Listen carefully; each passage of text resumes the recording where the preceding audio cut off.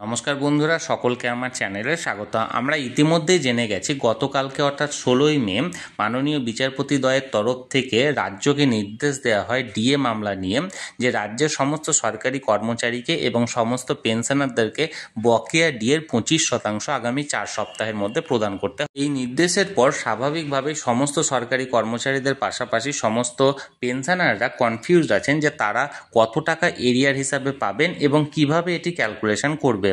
আজকের ভিডিওটি শুধুমাত্র তাদের জন্য। ভিডিওটি একটু লম্বা হতে পারে, তবে ধৈর্য ধরে যদি আপনারা দেখেন তাহলে নিজেরাই বাড়িতে বসে বসে এই সিটের মাধ্যমে অর্থাৎ এই এক্সাম্পলের মাধ্যমে আপনারা নিজেদের এরিয়ার ক্যালকুলেশন করে নিতে পারবেন। ভিডিওটি অত্যন্ত গুরুত্বপূর্ণ এবং ভিডিওটি দেখলে আমি গ্যারেন্টি সহকারে বলতে পারি আপনারা নিজেদের অ্যাকিউরেট যে ডিএর এরিয়ার পরিমাণ সেটা আপনারা নির্ধারণ করতে পারবেন। তাহলে চলুন বেশি দেরি না করে আজকের ভিডিওটি শুরু করি। আপনারা অবশ্যই দেখতে থাকুন এবং ভালো লেগে থাকলে অবশ্যই একটি লাইক করবেন এবং সকলের সঙ্গে শেয়ার করবেন। আর সেই সাথে এই চ্যানেলে যদি প্রথমবার হয়ে থাকেন এই রকমের ইনফরমেটিভ ভিডিও আরও দেখার জন্য যারা এখনও পর্যন্ত এই চ্যানেলটিকে সাবস্ক্রাইব করেননি তারা অবশ্যই চ্যানেলটিকে সাবস্ক্রাইব করে নিতে ভুলবেন না। তাহলে চলুন আমরা বিস্তারিত দেখে নিই। আমি আজকের এই ভিডিওতে যে এক্সাম্পলটা এখানে ধরবো সেই এক্সাম্পলটা একজন বেসিক পে 8,840 টাকা অনুযায়ী যাদের ছিল, অর্থাৎ একজন গ্রুপ সি কর্মচারী বা একজন প্রাইমারি স্কুলের শিক্ষক যারা পঞ্চম বেতন কমিশন অনুযায়ী 8,840 টাকা অর্থাৎ গ্রেড পে ছিল যাদের 2,600 টাকা, তাদের এখানে আমি শুরু করব। এবং এখানে মনে রাখার বিষয় হচ্ছে এখানটায় এপ্রিল 2008 থেকে এটা কার্যকরী হবে এবং ডিসেম্বর 2019 পর্যন্ত এই ক্যালকুলেশনটা করতে হবে। অর্থাৎ টাইম টু টাইম যে ডিআরএস অ্যালাউন্স প্রদান করেছে সেটা এখানে ক্যালকুলেশন করতে হবে। আপনারা নিজেদের সেই সময়কালের বেসিক পে এবং আপনারা যে সময়ে জয়েন করেছেন, হতে পারে তার আগে থেকে যারা জয়েন করেছেন তারা এপ্রিল 2008 থেকে ক্যালকুলেশন করবেন, যারা এর পরে জয়েন করেছেন ফর এক্সাম্পল কেউ যদি 2010-এ জয়েন করে সে 2010-এর জানুয়ারি থেকে ক্যালকুলেশনটা স্টার্ট করবে। এবং যদি কোনো পেনশনার হয়ে থাকেন তার বেসিক পে চেঞ্জ করার দরকার নেই, কিন্তু যদি কোনো সরকারি কর্মচারী হয়ে থাকে তার প্রতিটা জুলাই মাসে এখানে বেসিক পে চেঞ্জ করা আছে, আপনারা সেই অনুযায়ী বেসিক পেটাকে চেঞ্জ করে নেবেন। তাহলে চলুন দেখা যাক। এখানে বেসিক পে আমার ধরা আছে 8,840 টাকা, যার গ্রেড পে ছিল 2,600 টাকা। ক্যালকুলেশনটা হচ্ছে এপ্রিল 2008 থেকে ডিসেম্বর 2019 পর্যন্ত। দেখুন, প্রথমত নাম্বার ওয়ানে এপ্রিল মে জুন এই 3 মাস 2008 সালের সেন্ট্রালের ডিআরএস অ্যালাউন্সের পরিমাণ ছিল 12% এবং সেই সময় আমাদের রাজ্যের কর্মচারীদের ডিআরএস অ্যালাউন্সের পরিমাণ ছিল 2%, অর্থাৎ এখানে বকেয়া ছিল 10%। এই 10% বকেয়ার 25% দিলে হয় 2.5% এবং এই 2.5% 3 মাসে 8,840 টাকা বেসিকের ওপর 3 মাসে, সেখান থেকে আপনার এরিয়ার প্রাপ্য হয় 663 টাকা। আশা করি আপনি বুঝতে পারলেন। এবার সেই মতো এবার জুলাই থেকে অক্টোবর অর্থাৎ জুন পর্যন্ত হলো, এবার জুলাই থেকে অক্টোবর 2008-এ সেন্ট্রালের সেই সময় ডিআরএস অ্যালাউন্সের পরিমাণ ছিল 16%, যেখানে রাজ্যের কর্মচারীদের ডিআরএস অ্যালাউন্সের পরিমাণ ছিল 6%, অর্থাৎ বকেয়া ছিল 10%। এই 10% বকেয়া 25% দেওয়ার নির্দেশ আছে, অর্থাৎ 2.5%। এবং যেহেতু জুলাই মাসে আগের বেসিক পে ছিল 8,840 টাকা, তখন 3% বেড়ে 9,110 টাকা হবে বেসিক পে এবং 9,110 টাকার উপর ভিত্তি করে 3 মাসে মানে এই জুলাই থেকে অক্টোবর পর্যন্ত এখানে প্রাপ্য এরিয়ার হয় 912 টাকা। আশা করি বুঝতে পেরেছেন।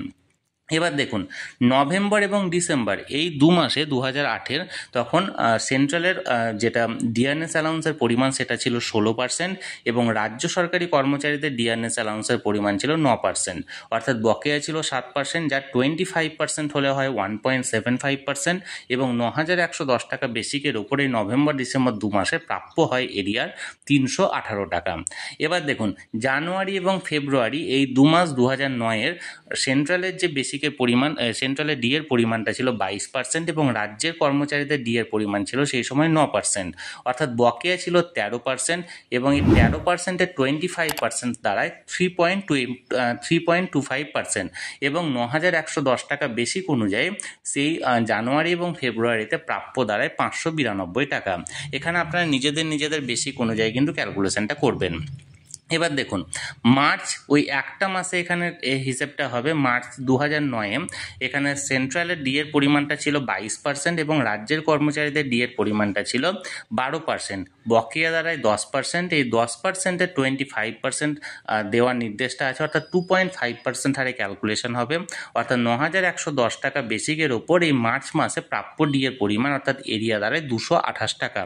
এবার দেখুন, এপ্রিল মে জুন এই 3 মাসের জন্য 2009-এর এই 3 মাসের জন্য সেই সময় সেন্ট্রালের ডিএর পরিমাণ ছিল 22% এবং রাজ্যের কর্মচারীদের ডিএর পরিমাণ ছিল 16%, অর্থাৎ বকেয়া ছিল 6% এবং 6%-এর 25% দাঁড়ায় 1.5% এবং 9,110 টাকা বেসিকের উপর নির্ধারিত হয়ে এপ্রিল মে জুন এই 3 মাসে প্রাপ্য এরিয়ার হিসাবে পাওয়া যেতে পারে এখানে 411 টাকা। এবার দেখুন 7 নম্বরে জুলাই মাসে এখানে বেসিক পেতে চেঞ্জ হয়েছে, অর্থাৎ 9,110 টাকা ছিল আগের, এ মাসে হবে 9,390 টাকা। এবার জুলাই থেকে নভেম্বর 2009 এই সময়সীমার মধ্যে সেন্ট্রালের গভর্নমেন্টের ডিএর পরিমাণ ছিল 27%, যেটা সেই সময় রাজ্যের কর্মচারীদের ডিএর পরিমাণ দাঁড়ায় 16%, অর্থাৎ বকেয়া ছিল 11%। এই 11% বকেয়া 25% দেওয়ার নির্দেশ আছে, অর্থাৎ 2.75% এখানে দিতে হবে, অর্থাৎ 9,390 টাকা বেসিক পে এই কয়েক মাসে প্রাপ্য দাঁড়ায় 1,290 টাকা, 1,290 টাকা।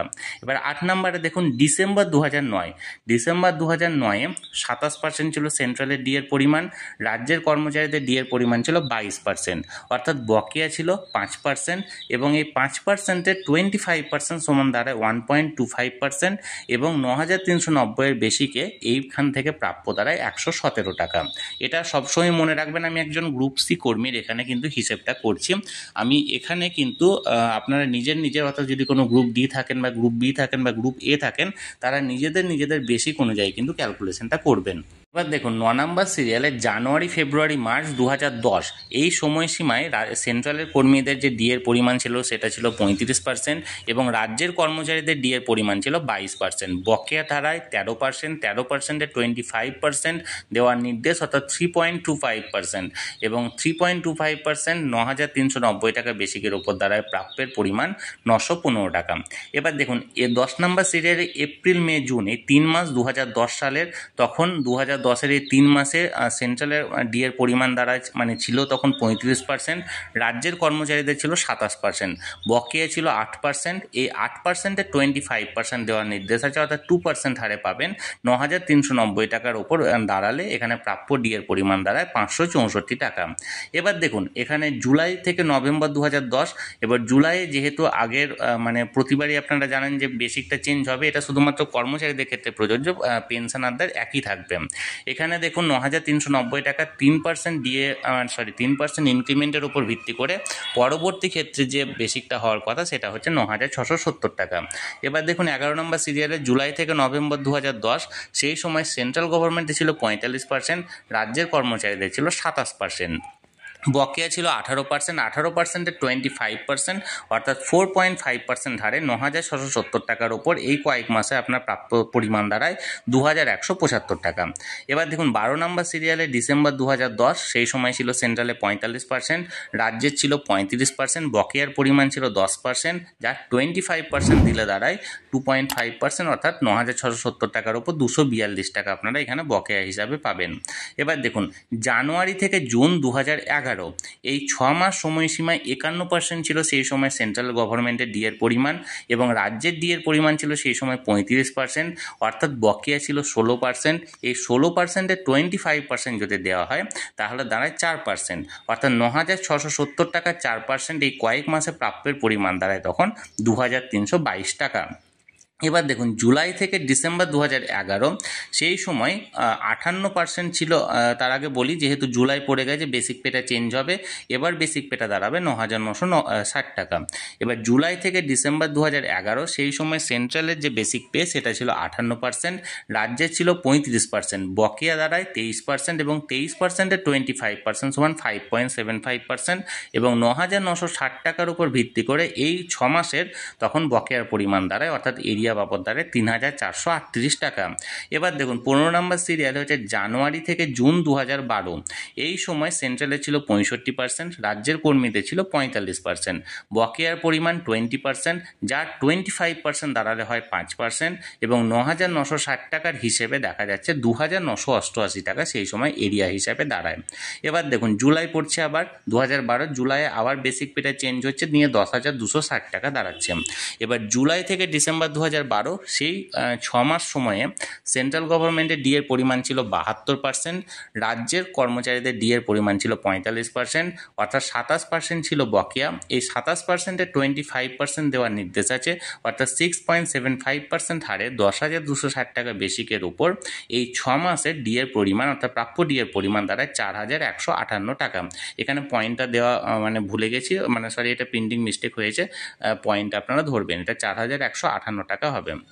এবার দেখুন 17 নম্বর হচ্ছে জানুয়ারি থেকে জুন 2013, সেই সময় সেন্ট্রাল গভর্নমেন্টের ছিল 80%, রাজ্যের কর্মীদের ছিল 52%, বকেয়া ছিল 28%, যা 25% দিলে দাঁড়ায় 7% হারে 10,260 টাকাতে প্রাপ্যের পরিমাণ অর্থাৎ এরিয়ার পরিমাণ দাঁড়ায় 4,308 টাকা। এবার দেখুন জুলাই থেকে ডিসেম্বর 2013, সেই সময় আবার পুনরায় মনে করিয়ে দিয়ে আবার জুলাই মাসে ইনক্রিমেন্ট বাড়বে, অর্থাৎ 10,260 ছিল আগের বেসিক পে, যেটা দাঁড়াবে 10,570 টাকা। এবার জুলাই থেকে ডিসেম্বর 2013, সেই সময় সেন্ট্রাল গভর্নমেন্টের ডিএর পরিমাণ ছিল 90%, রাজ্যের ছিল 52% এবং বকেয়ার পরিমাণ দাঁড়ায় 38%, যা 25% করলে দাঁড়ায় 9.5%, অর্থাৎ 10,570 টাকার উপর ভিত্তি করে হয় 6,024 টাকা। এবার 19 নম্বর সিরিয়ালে দেখুন জানুয়ারি থেকে জুন 2014, 100% ছিল সেই সময় সেন্ট্রাল গভর্নমেন্টের, রাজ্যের কর্মীদের ছিল 58%, 42% ছিল বকেয়া, যার 25% সমান 10.5%, 10,570 টাকা বেসিকের ওপর যেটা প্রাপ্যের পরিমাণ দ্বারায় এই কয়েক মাসে 6,660 টাকা। এবার দেখুন 20 নম্বর সিরিয়াল হচ্ছে জুলাই থেকে ডিসেম্বর 2014, সেন্ট্রাল গভর্নমেন্টে ছিল 107%, রাজ্যে ছিল 58%, বকেয়া ছিল 49%, যার 25% সমান 12.25%, যার 10,890 টাকা, অর্থাৎ জুলাই মাসে বেড়েছে 10,890 টাকা বেসিকের ওপর 8,004 টাকা ছিল সেই 6 মাসে প্রাপ্যের পরিমাণ। এবার 21 নম্বর সিরিয়াল দেখুন, 21 হচ্ছে জানুয়ারি থেকে জুন 2015 সালে, সেই সময় সেন্ট্রাল গভর্নমেন্টে ছিল 113%, রাজ্যের কর্মচারীদের ছিল 65%, বকেয়া ছিল 48%, যার 25% যদি এখানে দেওয়ার নির্দেশ থাকে, অর্থাৎ 12% অনুযায়ী 10,890 টাকাতে 6 মাসে প্রাপ্য দাঁড়ায় 7,842 টাকা।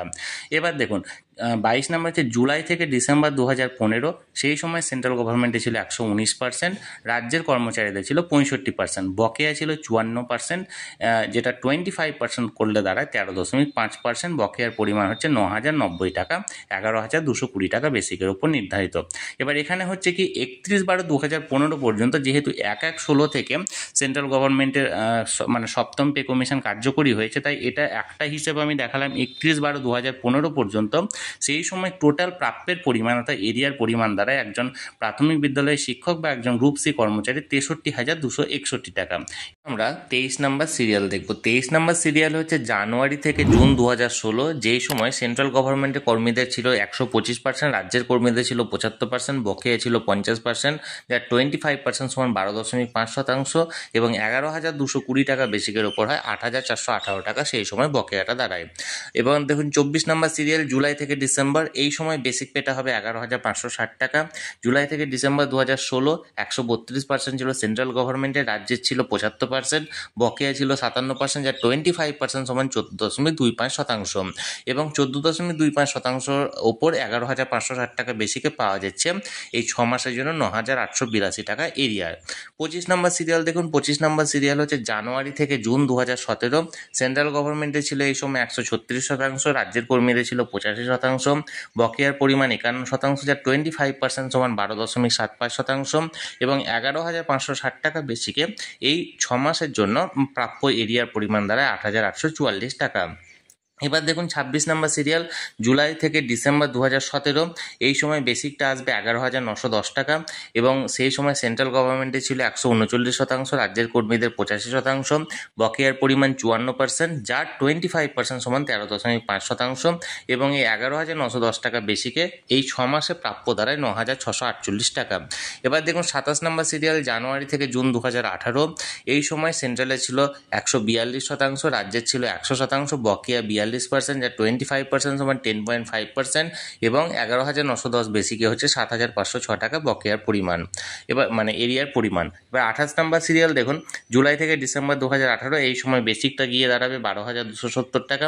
এই সময় সেন্ট্রাল গভর্নমেন্টে ছিল 148% এবং রাজ্যের কর্মীদের ছিল 100%, বকেয়া ছিল 48%, যার 25% সমান 12%, এবং 12,270 টাকাতে এরিয়ার হিসাবে দাঁড়াচ্ছে 8,574 টাকা। এবার দেখুন 29 নম্বর সিরিয়াল, জানুয়ারি থেকে জুন 2019 154% ছিল সেন্ট্রাল গভর্নমেন্টের, 125% ছিল রাজ্যের কর্মীদের, 29% ছিল বকেয়া, যা 25% সমান 7.25%, এবং 12,270 টাকাতে এই 6 মাসের বকেয়া এরিয়ার দ্বারায় 5,340 টাকা। এবার 30 নম্বর সিরিয়াল দেখুন, জুলাই থেকে ডিসেম্বর 2019, এই সময় মানে বেসিকটা গিয়ে দাঁড়াবে 12,640 টাকা, যেই সময় সেন্ট্রাল গভর্নমেন্টে ছিল 164%, রাজ্যের কর্মীদের ছিল 125%, বকেয়া ছিল 139%, যা 25% গিয়ে দাঁড়াবে 9.75%, এবং বকেয়া এরিয়ার হিসাবে দাঁড়াবে 7,392 টাকা।